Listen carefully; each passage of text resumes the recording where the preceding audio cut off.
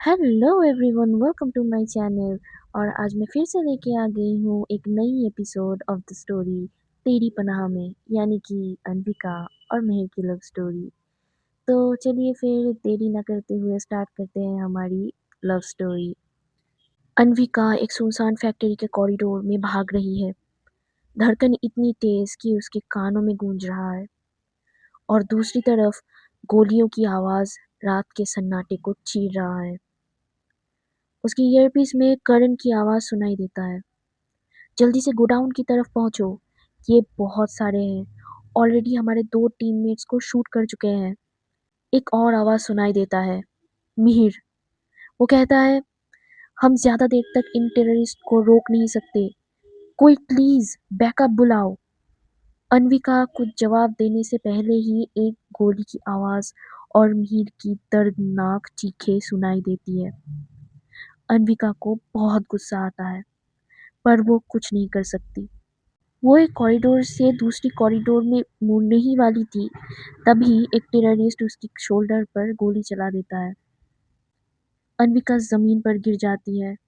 2 terrorist उसे पकड़ने के लिए आते हैं, पर फिर भी वो फाइट करने की कोशिश करती है। कुछ ही सेकंड्स में वो टेररिस्ट उसे मार के खींचते हुए गोडाउन की तरफ ले जाते हैं। वहाँ पे बहुत सारे लोग बंधे हुए थे, और कुछ और टेररिस्ट उन पर पेट्रोल छिड़क रहे थे। अनविका पूरी सेंस में नहीं थी, क्योंकि उन लोगों ने उसे बहुत पीटा था, पर वो उन मासूम लोगों की मदद की पुकार सुन पा रही थी। वो हेल्पलेस फील कर रही थी, रोना आ रहा था। देखते ही देखते एक टेररिस्ट लाइटर निकाल के जलाता है, और फिर नहीं, अनविका जोर से चिल्लाते हुए बेड पर बैठ जाती है। वो सपना देख रही थी। उसकी सांसें तेज, आंखों में दर्द साफ दिखाई दे रहा था। वो कुछ देर तक चुपचाप बैठी रही, पसीना पोंछकर थोड़ा पानी पिया। फिर अपने फ़ोन को चेक किया तो देखा कि डीजीपी के बहुत सारे मिस्ड कॉल्स थे। अनविका बिना वक्त ज़ाया किए फ्रेश होकर हेडक्वार्टर्स के लिए निकल गई। मे आई कम इन सर? अनविका नॉक करती है डीजीपी के कमरे में।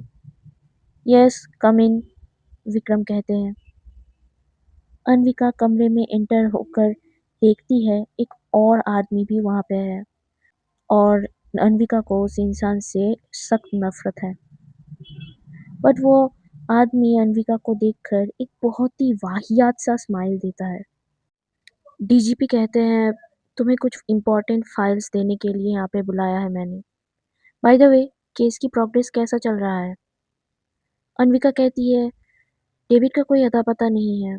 मैंने अपनी सारे स्पाइस को एक्टिव रखा है, बट अभी तक कुछ नहीं मिला। टाइम लगेगा। डीजीपी थोड़ा चीरते हुए कहते हैं, अगर तुम थोड़ी सी सीरियस और अटेंटिव रहती तो ये सब कुछ नहीं होता। अनविका कुछ नहीं कहती। डीजीपी फिर से कहता है, वैसे वो लड़की कैसी है? तुमने उससे बात की? अनविका कहती है, वो बात नहीं कर रही। डीजीपी कहता है, मतलब गूंगी है क्या? अनविका कहती है, नहीं, वो डॉक्टर ने कहा है कि उसे बहुत ज़्यादा ट्रॉमा है, इसीलिए वो अभी बात नहीं करना चाहती। What nonsense! मुझे फ़र्क नहीं पड़ता उसके साथ क्या हुआ है। हमें इस केस को जल्द से जल्द सॉल्व करना है। उस पर दया दिखाने की कोई भी ज़रूरत नहीं है। अनविका को बिल्कुल भी अच्छा नहीं लगता ये सुनकर, पर फिर भी वो कुछ नहीं कहती।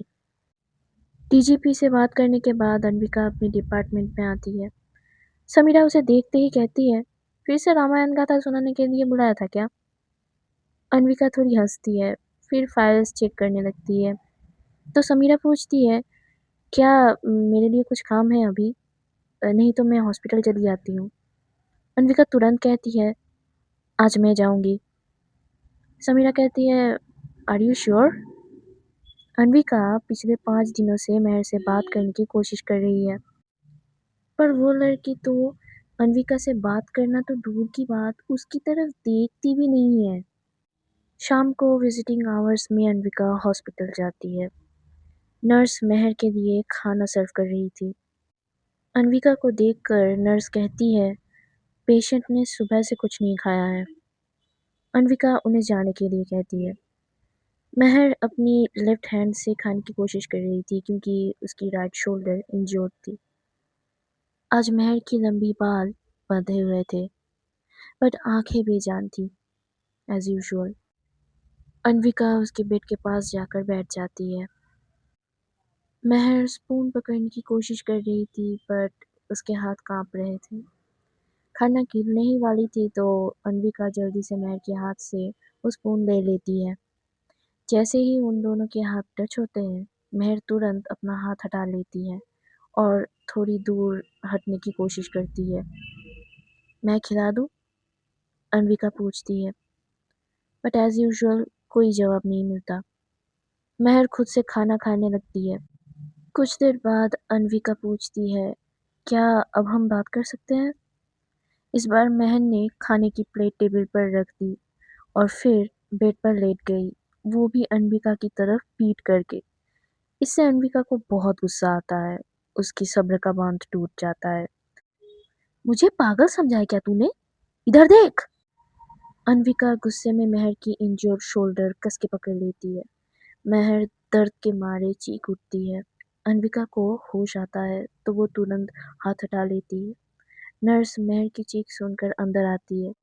अन्विका ने इतनी जोरों से महर के कंधे को पकड़ा था कि उससे फिर से खून बहने लगता है। नर्स तो बहुत ज़्यादा चौंक जाती है ये देखकर और फिर कहती है, ये क्या किया है आपने? Oh my God! Please get out of the room. फिर वो डॉक्टर को बुलाती है। महर रो रही थी और अन्विका को ये देखकर बहुत ज़्यादा गिल्टी फील हो रहा था। वो खुद को कोस रही थी। जब वो महर की आँखों में देखती है तो इस बार उसे डिसअपॉइंटमेंट के सिवा और कुछ भी नहीं मिलता। पता नहीं क्यों अन्विका को बहुत ज़्यादा शर्मिंदगी महसूस होती है। अन्विका हॉस्पिटल से निकलकर एक क्लब में जाती है ड्रिंक करने के लिए। सुबह से कुछ भी ठीक नहीं हो रहा था उसके साथ। बारटेंडर को एक ड्रिंक की ऑर्डर देकर वो सुबह के सपने के बारे में सोच रही थी। पता नहीं कब ये सपना मेरा पीछा छोड़ेगा, अन्विका सोचती है। एक्चुअली उस सपने में हुए इंसिडेंट सच में अन्विका के साथ हुआ था। उस इंसिडेंट की वजह से अन्विका बहुत सालों तक ट्रॉमा में थी। अन्विका, तुम यहाँ पर क्या कर रही हो? पीछे से कोई पूछता है। अन्विका पीछे मुड़कर देखती है। Doctor Shruti Sharma, a well known psychologist, और अन्विका एक टाइम पे उसी की पेशेंट थी। जस्ट चिल इन, अन्विका कहती है। श्रुति उसके बगल वाले चेयर पर बैठ जाती है और हंसते हुए कहती है, तुम तो जानती हो मैं एक सेकंड में झूठ पकड़ लेती हूँ। बताओ क्या बात है? अन्विका एक गहरी सांस लेती है और फिर अपने सपने के बारे में उसे बताती है। श्रुति हमेशा अन्विका को एक दोस्त की तरह ही ट्रीट करती है। श्रुति कहती है, कितने दिनों से ये सब कुछ चल रहा है और तुमने मुझे इन्फॉर्म क्यों नहीं किया? अन्विका हंसते हुए कहती है, इतनी भी कोई बड़ी प्रॉब्लम नहीं है, थोड़ा सा काम का स्ट्रेस है शायद इसीलिए। श्रुति कहती है, कल सुबह 11 बजे मेरे क्लिनिक में चली आना और मुझे कोई एक्सक्यूज़ नहीं सुनना है। इससे पहले अन्विका कुछ कह पाती, एक लड़का आता है, शायद श्रुति की बॉयफ्रेंड होगी। श्रुति बाय कह के उसके साथ चली जाती है। अन्विका एक गहरी सांस लेकर अपनी ड्रिंक फिनिश करती है। जितनी बार वो अपनी आंखें बंद कर रही थी, महर का वो दर्द भरा चेहरा उसके सामने आ रहा था। अपनी इरिटेट होकर बड़बड़ाते हुए कहती है, यार इसे कोई मेरे दिमाग से निकालो। मैं क्या कर सकती हूँ अगर मुझे अपनी गुस्से पर काबू ना हो तो? और उसने भी तो मुझे प्रोवोक किया था। वो एक और ड्रिंक फिनिश करती है। ग्लास को टेबल पर ज़ोर से रख के वो कहती है, ठीक है, कल जाकर मैं सॉरी कह दूँगी। अभी प्लीज़ मेरी माँ तू गिल्टी फ़ील करना बंद कर। वो खुद से ही ये कहती है। उसकी हरकतों की वजह से आस-पास के लोग उसे घूर रहे थे अजीब तरीके से। अन्विका जैसे ही ये नोटिस करती है, वो सभी को एक गुस्से वाली नज़र से देखती है और वहाँ से निकल जाती है। So guys this is it for today.